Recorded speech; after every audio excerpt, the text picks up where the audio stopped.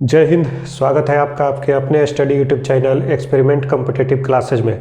तो चलिए शुरू करते हैं आज की क्लास को। हम लोग फिजिक्स का सेकंड चैप्टर शुरू किए थे, साउंड एंड वेव, जिसका एक वीडियो अपलोडेड है। अगर जो नहीं देखे हैं कृपया पीछे की वीडियो ज़रूर देखें।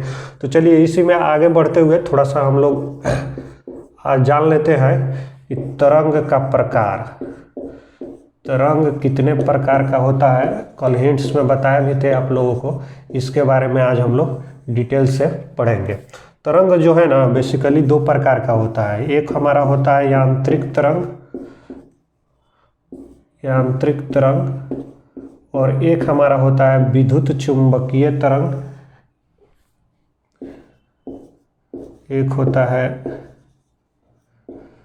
विद्युत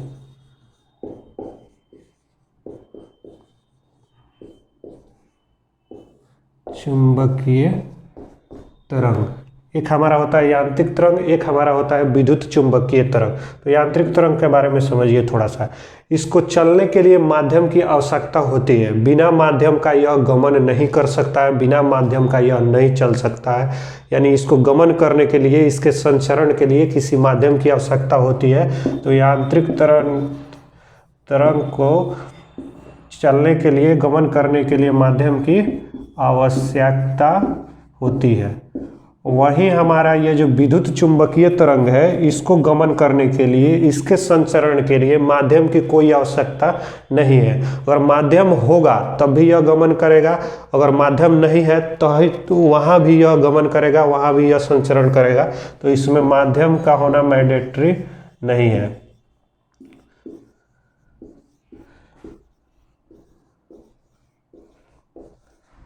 माध्यम की आवश्यकता नहीं।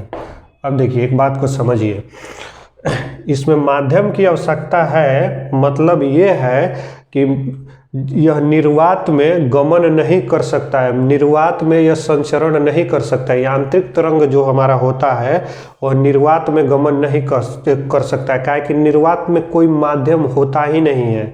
जहाँ हवा भी नहीं हो, जहाँ कुछ भी नहीं हो, उसे हम निर्वात कहते हैं। तो जहाँ हवा भी नहीं है, जहाँ कुछ भी नहीं है, तो वो तो कोई माध्यम है नहीं। तो जहाँ माध्यम की आवश्यकता होगा तो इसका मतलब यह है कि यह निर्वात में गमन नहीं कर सकता है। यांत्रिक तरंग हमारा जो होता है निर्वात में गमन नहीं कर सकता। और ये हमारा जो होता है विद्युत चुंबकीय तरंग जो हमारा होता है, यहाँ माध्यम की आवश्यकता नहीं होती है। कहने का मतलब कि जहाँ हवा भी नहीं हो, कोई माध्यम भी नहीं हो, वहाँ भी यह गमन कर सकता है, वहाँ भी यह संचरण कर सकता है। तो यह निर्वात में भी गमन कर सकता है, निर्वात में भी गमन कर सकता है। इतना बात को समझ गए कि तरंग हमारा दो प्रकार का होता है। एक होता है यांत्रिक तरंग, एक होता है विद्युत चुंबकीय तरंग। यांत्रिक तरंग की गमन करने के लिए, चलने के लिए माध्यम की आवश्यकता होती है, और इस माध्यम की जब आवश्यकता होगा तो यह निर्वात में गमन नहीं करेगा, क्योंकि निर्वात में कोई माध्यम होता ही नहीं है।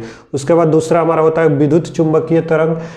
इसमें माध्यम की कोई आवश्यकता नहीं है इसका संचरण करने के लिए, इसका गमन करने के लिए। यानी जहाँ हवा भी नहीं हो, यानी जहाँ निर्वात हो, वहाँ भी विद्युत चुंबकीय तरंग गमन कर सकता है, संचरण कर सकता है। तो ये तरंग के दो प्रकार थे, यांत्रिक तरंग और विद्युत चुंबकीय तरंग। ये इसको इंग्लिश में बोलते हैं मैकेनिकल वेव, और इसको इंग्लिश में बोलते हैं इलेक्ट्रोमैग्नेटिक वेव, इलेक्ट्रोमैग्नेटिक वेव।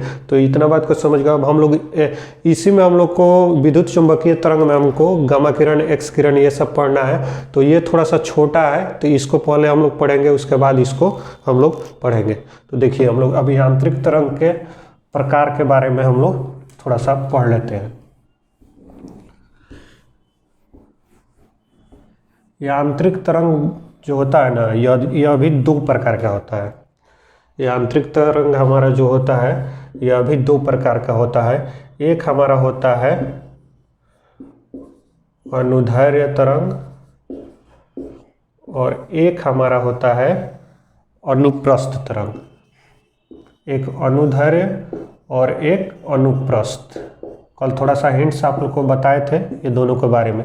तो देखिए अनुदैर्ध्य का मतलब समझिए, अनुदैर्ध्य का मतलब ये है, ये तो यांत्रिक तरंग का पार्ट है, तो मतलब स्पष्ट है कि इसके संचरण के लिए, दोनों तरंगों के संचरण के लिए किसी न किसी माध्यम की आवश्यकता पड़ेगा ही। वो माध्यम हमारा ठोस भी हो सकता है, द्रव भी हो सकता है और गैस भी हो सकता है।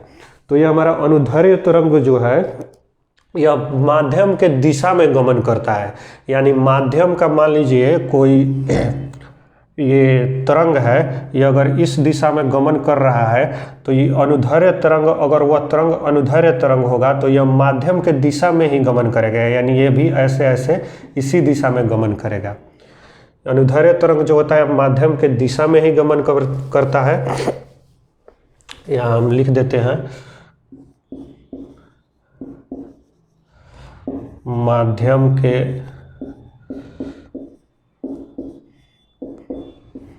दिशा में गमन करता है, या माध्यम के दिशा में गमन करता है। जैसे कोई तरंग है, कोई माध्यम अगर ऐसे ऐसे गमन कर रहा है तो इसका तरंग भी ऐसे ही गमन करेगा, यानी माध्यम के दिशा में गमन करता है। और वो हमारा माध्यम कौन कौन हो सकता है? ठोस भी हो सकता है, द्रव्य भी हो सकता है और गैस भी हो सकता है। यानी अनुदैर्ध्य तरंग जो होता है यह हमारा सॉलिड, लिक्विड और गैस तीनों माध्यमों में यह गमन कर सकता है। माध्यम के दिशा में और तीनों माध्यमों में यह गमन कर सकता है।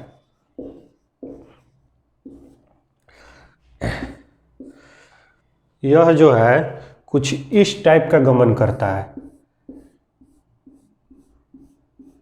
कुछ इस टाइप का गमन करता है।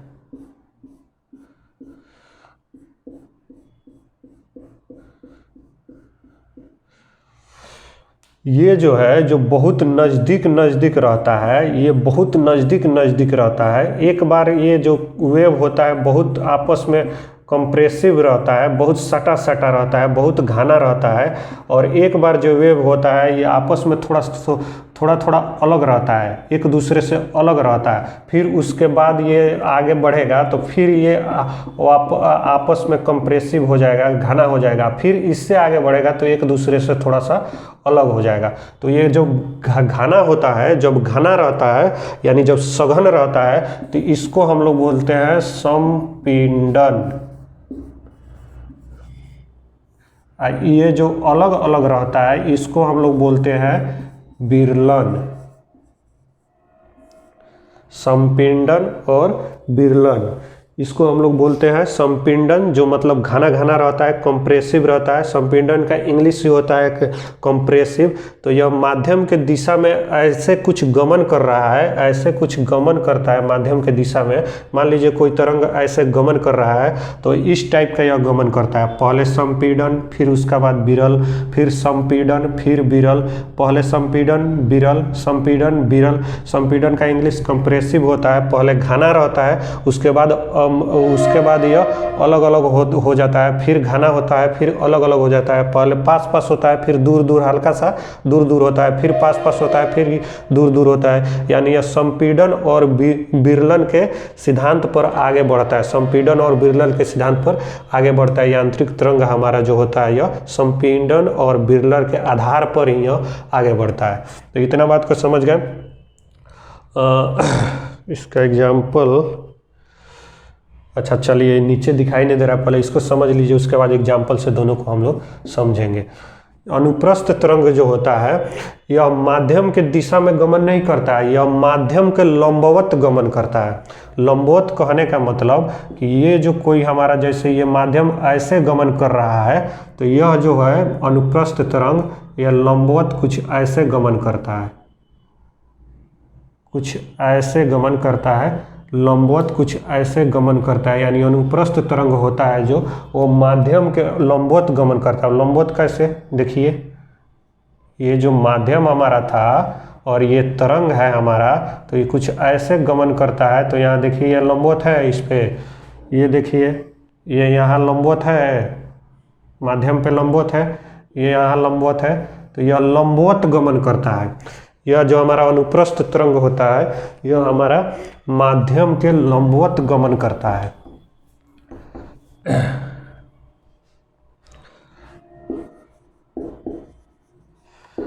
माध्यम के लंबवत गमन करता है। और कल हम बताए थे तरंगदैर्ध्य जब बता रहे थे, और श्रृंग और गर्त के आधार पर यह आगे बढ़ता है। ये जो हमारा होता है इसको श्रृंग बोलते हैं, नीचे वाला का गर्त बोलते हैं। श्रृंग और गर्त, इसको श्रृंग बोलते हैं, इसको गर्त बोलते हैं। श्रृंग बोलते हैं और इसको गर्त बोलते हैं। क्रेस्ट बोलते हैं और इसको टफ बोलते हैं। क्रेस्ट और टफ यानी श्रृंग और गर्त के आधार पर अनुप्रस्थ तरंग जो होता है हमारा श्रृंग और गर्त के आधार पर आगे बढ़ता है। श्रृंग और गर्त के आधार पर आगे बढ़ता है, आधार पर ही आगे बढ़ता है। ये जो हमारा होता है यह सिर्फ दो ही माध्यम में संचरण करता है, एक ठोस माध्यम में और एक द्रव्य माध्यम में। गैस माध्यम में यह संचरण नहीं करता है। ठोस और द्रव्य के ऊपर यह संचरण करता है, अंदर नहीं। ये जो हमारा होता है अनुदैर्ध्य तरंग जो होता है यह ठोस और द्रव्य हमारा तीनों माध्यम के अंदर गमन करता है, अंदर संचरण करता है। और अनुप्रस्थ तरंग होता है ठोस और द्रव्य के ऊपर संचरण करता है। इतना बात को समझ गए, अनुदैर्ध्य तरंग किसे कहते हैं और अनुप्रस्थ तरंग किसे कहते हैं। अब चलिए कुछ एग्जाम्पल से हम लोग समझ लेते हैं।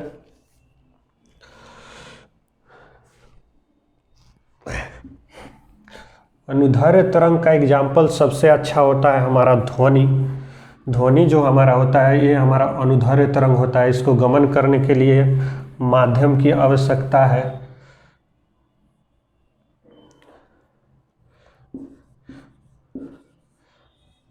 ध्वनि तरंग, इसका एग्जाम्पल हम लोग देख रहे हैं।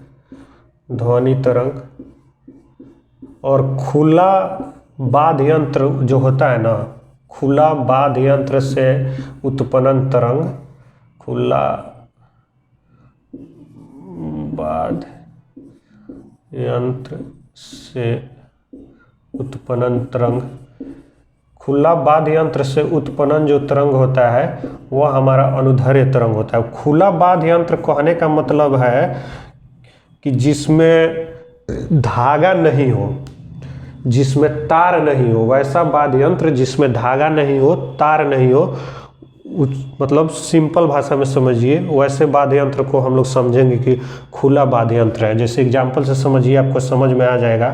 बांसुरी, बांसुरी में देखिएगा धागा नहीं होता है, कोई तार नहीं होता है, ऐसे मुंह से फूंक के बजाया जाता है। तो बांसुरी से जो निकला हुआ साउंड होता है, जो तरंग होता है, वो कौन सा होता है? अनुदैर्ध्य तरंग होता है। उसके बाद बीन, बीन जो सपेरा लोग बजाते हैं वो भी मुंह से फूंक के बजाते हैं। उसमें भी कोई वायर नहीं होता है, कोई तार, कोई उसमें बंधा हुआ रस्सी नहीं होता है, कोई धागा नहीं होता है। तो यह भी हमारा खुला वाद्य यंत्र है। तो खुला वाद्य यंत्र से उत्पन्न जो तरंग होता है अनुदैर्ध्य तरंग होता है। जैसे ढोलक, ढोलक हो गया, डीजे हो गया। डीजे में भी कोई रस्सी या तार थोड़ी होता है, उसको ऐसे ऐसे ब्लिंक करके थोड़ी बजाते हैं। तो ये सब हमारा अनुदैर्ध्य तरंग है। हारमोनिया हो गया, हारमोनिया देखे हैं, बेंजो हो गया, ये सब कौन है? इससे निकला हुआ जो तरंग होता है वो हमारा अनुदैर्ध्य तरंग होता है। इतना बात को समझ गए। अब अनुप्रस्थ तरंग के एग्जाम्पल को समझिए।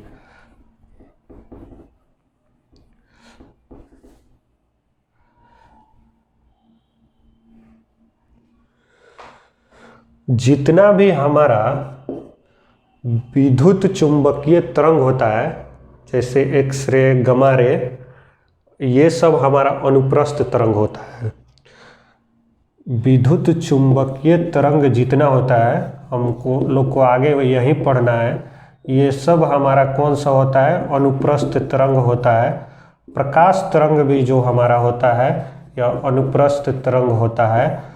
और वाद्य यंत्र में अगर हम चले तो जितना भी वायर वाला वाद्य यंत्र होता है, जितना भी धागा वाला वाद्य यंत्र होता है जिसको हम लोग बजाते हैं, तो उससे निकला हुआ तरंग जो होता है वो हमारा अनुप्रस्थ तरंग होता है। जैसे सितार, गिटार,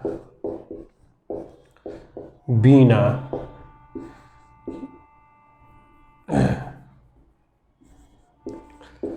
ये सब देखिएगा वायर रहता है इसमें, उसको ऐसे ऐसे वायर को ब्लिंक करते हैं तब जाके उसमें से साउंड निकलता है। तो वो जो साउंड होता है हमारा अनुप्रस्थ तरंग होता है, अनुप्रस्थ तरंग के कारण ही उसमें से साउंड निकलता है। तो आप इस दोनों को अच्छी तरह हम आशा करते हैं कि समझ गए होंगे। अनुदैर्ध्य तरंग वैसा तरंग है जो माध्यम के दिशा में गमन करता है, माध्यम जिस दिशा में जा रही है उसी माध्यम में यह गमन करता है। और अनुप्रस्थ तरंग वैसा तरंग है, यह माध्यम के लंबवत गमन करता है। अनुदैर्ध्य तरंग या ऐसा तरंग है ठोस, द्रव और गैस तीनों के अंदर उत्पन्न होता है, और अनुप्रस्थ तरंग सिर्फ ठोस द्रव के ऊपर उत्पन्न होता है। और अनुदैर्ध्य तरंग हमारा जो होता है, इसका एग्जाम्पल हमारा ध्वनि तरंग है। और अनुप्रस्थ तरंग में विद्युत चुंबकीय तरंग का जितना भी तरंग है वो सारा अनुप्रस्थ तरंग होता है। खुला वाद्य यंत्र से उत्पन्न जो तरंग होता है वो हमारा अनुदैर्ध्य तरंग होता है, जैसे बांसुरी, बीन, ढोलक, डीजे, हारमोनिया। और हमारा जो जिसमें वायर होता है, जो धागा वाला वाद्य यंत्र होता है जिसको हम धागा से ब्लिंक करके बजाते हैं, वो हमारा अनुप्रस्थ तरंग होता है, जैसे सितार, गिटार और बीना। तो ये चीज़ है। आगे अब हम लोग पढ़ेंगे विद्युत चुंबकीय तरंग। तो मिलेंगे नेक्स्ट वीडियो में, तब तक के लिए जय हिंद।